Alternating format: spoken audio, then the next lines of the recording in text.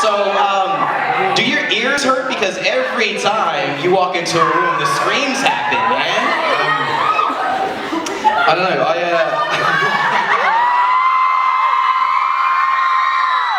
I always play my music really loud anyway, so it kind of muffles everything, so yeah, thank you for coming, bro.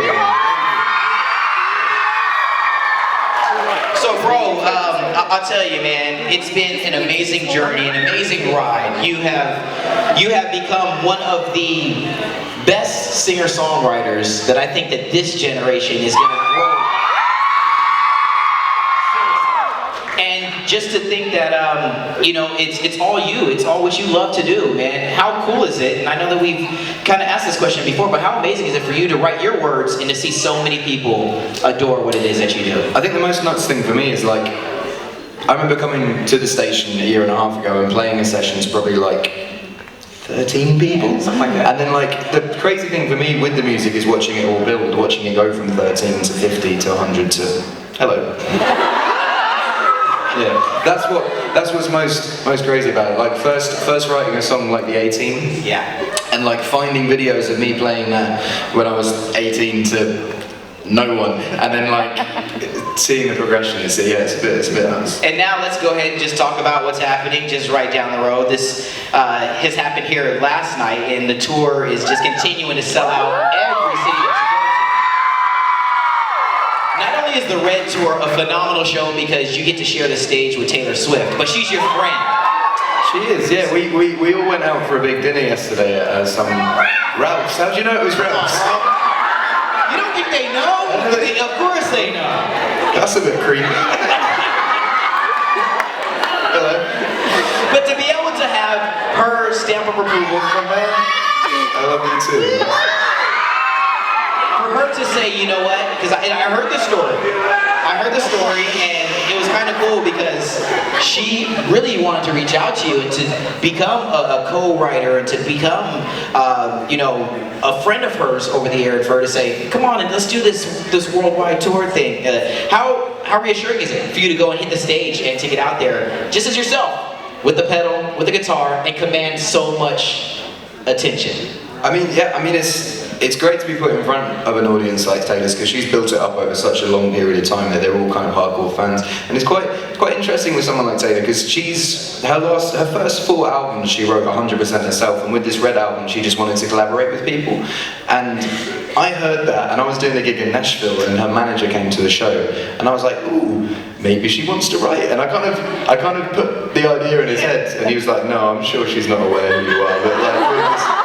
And I was like, well, if she ever wants to write, just give me a call. And literally the next day, he went back and said, have you ever heard of it? And she was like, oh my God, yeah. Because I heard, I'm just going to tell you that the secret I heard, bro, is that her mom didn't know. Her mom was like, oh, Ed, what? And then as soon as her mom told her, there's a young man named Ed that would, and she like lost it. Her face almost fell off when she found out that you wanted to.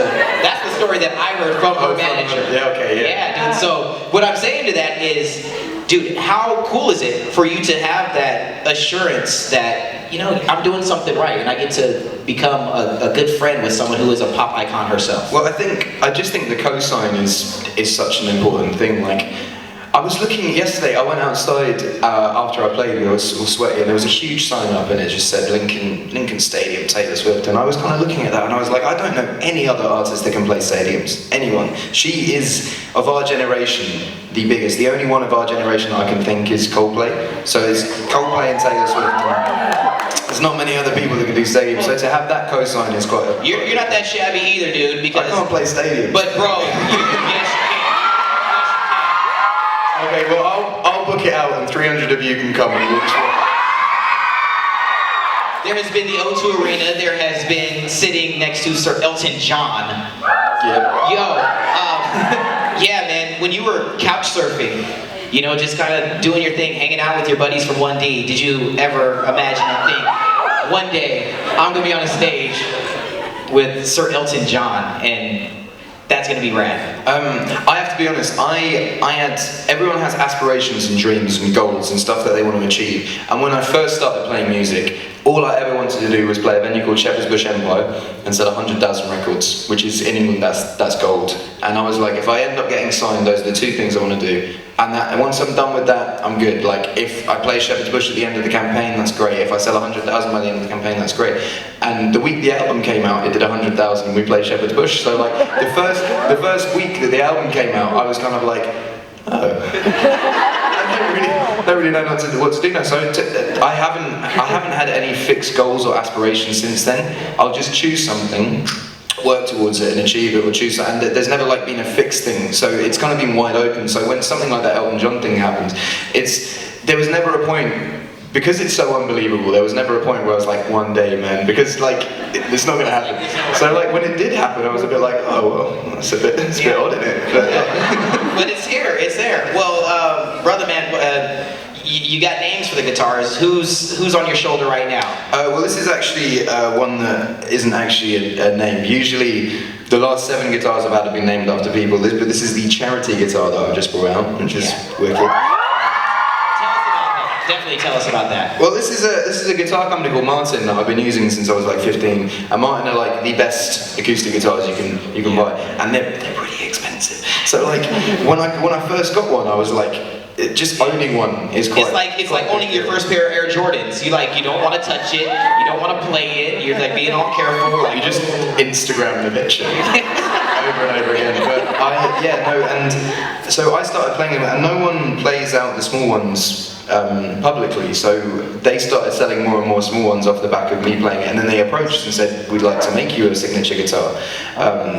And it's like a certain cut of the money goes into an account somewhere, and I was just kind of like, my mum works for this children's hospital in England, and I was just like, well, we could make it as a brand and start up a kind of a legacy where every single guitar we make, from this guitar to the next album, guitar to the next album, it all goes to this one place. So it's like, yeah, so yeah, it's if you would like one, usually Martin guitar, like, to put it in perspective, John Mayer has a signature guitar and it's £25,000. This is $500. If you would like to buy it, they are on the internet, and it all goes to a good cause. Dude, that's awesome. Well, we're gonna let this show